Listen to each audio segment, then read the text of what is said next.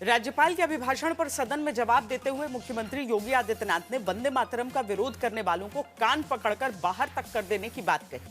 तो अखिलेश यादव ने मुख्यमंत्री को सांप्रदायिक, गैर लोकतांत्रिक तक कह दिया। बाबर की कब्र में सजदा की इसका समर्थन करते हैं और वंदे मातरम का विरोध करते हैं। माफियाओं की कब्र में फतिया पढ़ने के लिए जाते हैं, कह रहे हैं कि वंदे मातरम नहीं गाएंगे, हिंदुस्तान का खाएंगे। समाजवादी पार्टी के भी एक सांसद ने कहा है और कांग्रेस के भी एक सांसद ने कहा है, जो व्यक्ति वंदे मातरम का विरोध करता है कान पकड़ करके उसको धक्का देकर के बाहर करना चाहिए।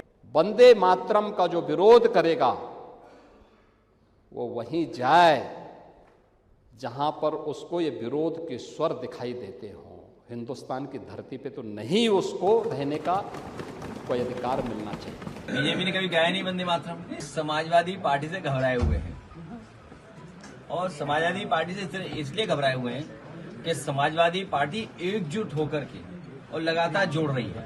बीजेपी जब कमजोर होती है तो कम्युनल रास्ता बनाती है। इससे कम्युनल, अनडेमोक्रेटिक और अनसिविलाइज्ड कोई मुख्यमंत्री नहीं हो सकता जो आज उत्तर प्रदेश में देखने को मिल रहा है। तीसरी लड़ाई कानून व्यवस्था के मुद्दे पर आज हुई, जहां मुख्यमंत्री कहते हैं कि उपद्रव से उत्सव वाला प्रदेश यूपी बन चुका है। वहीं अखिलेश तंज कसते हैं कि माफिया के कई वर्जन अब उत्तर प्रदेश में हैं। आज उपद्रव नहीं, अब उत्सव प्रदेश है उत्तर प्रदेश, उत्सव प्रदेश। अब दंगों की जगह फेस्टिव और टेंपल इकोनॉमी ग्रो कर रही है। 17 में से अब तक कोई सांप्रदायिक दंगा नहीं।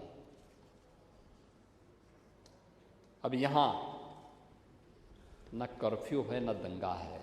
अब यूपी में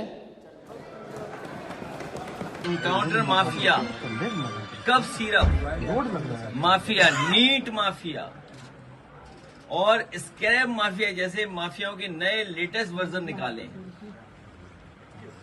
मुख्यमंत्री योगी जी भू माफिया के खिलाफ एक्शन लेने को कह रहे थे और कानपुर में बीजेपी नेताओं को भू माफिया के खिलाफ प्रदर्शन करना पड़ा था।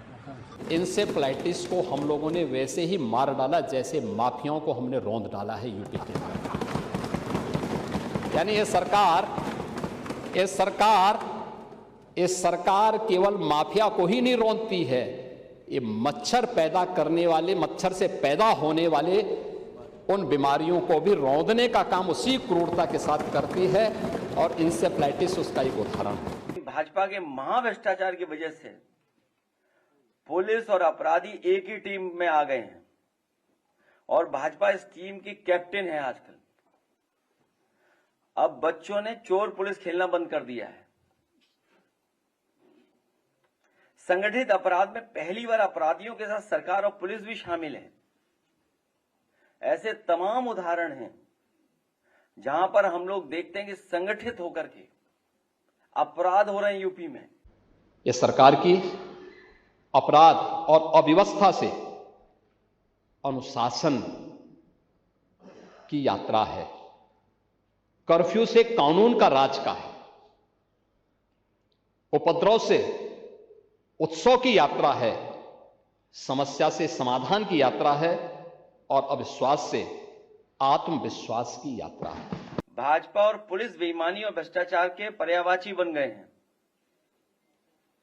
पुलिस का कोई डर नहीं बचा है।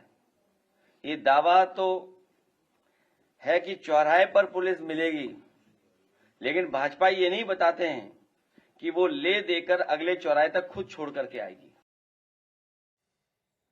चौथी लड़ाई आज उत्तर प्रदेश में मंदिर और मूर्ति के मुद्दे पर हुई है, जहां मुख्यमंत्री विपक्ष को तुष्टीकरण के कटघरे में खड़ा करते हैं तो अखिलेश यादव सनातन विरोधी बीजेपी को बताते हैं। मैं बहुचक था लोक माता अहिल्याबाई होलकर।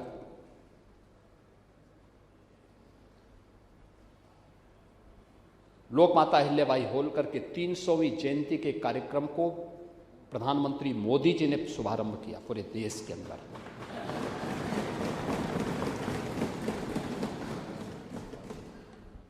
काशी विश्वनाथ धाम में भव्य प्रतिमा प्रधानमंत्री मोदी जी ने लोक माता अहिल्याबाई होलकर की लगाई।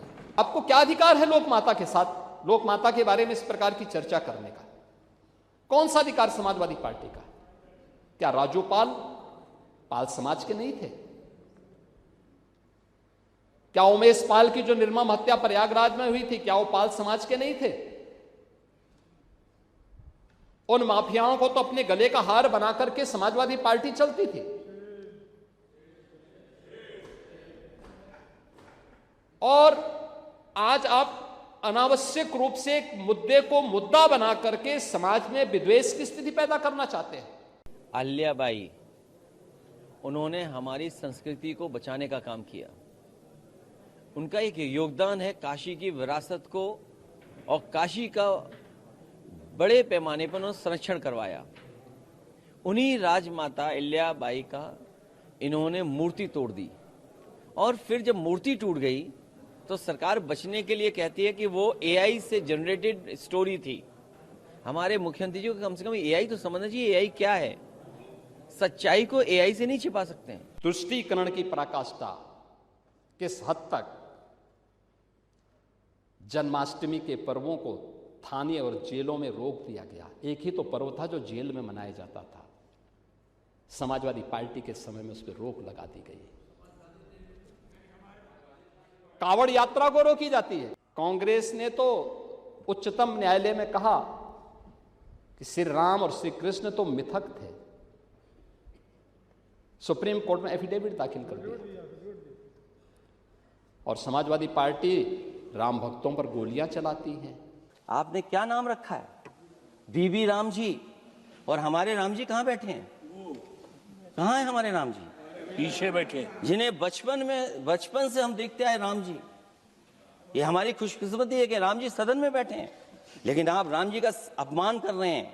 आपको उनको यहां नहीं बैठा सकते, आपको यहां बैठाना चाहिए नंबर 2 पर। जिन्होंने गोली चलवाई वो राम मंदिर बनवा रहे हैं। अगर कुछ पता ना हो तो जाकर के पूछ लेना, पता कर लेना। आधी अधूरी जानकारी के साथ मत आया करो।